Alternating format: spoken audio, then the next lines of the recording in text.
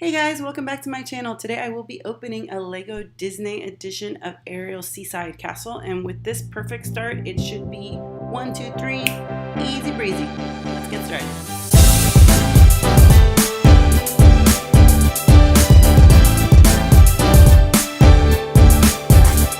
Alright, so this Lego Disney version of Ariel's Castle comes with everything clearly labeled. Alright, we've got some bags in here.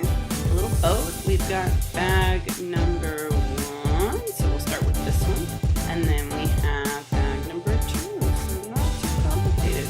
We've got the little stands where we're going to put everything together, and then we have the instruction book. This is always great. It's very clearly labeled, very colorful, lots of little pages, so I think I can do this. We're going to go ahead and I guess take a little crack at it, so let's see what we got.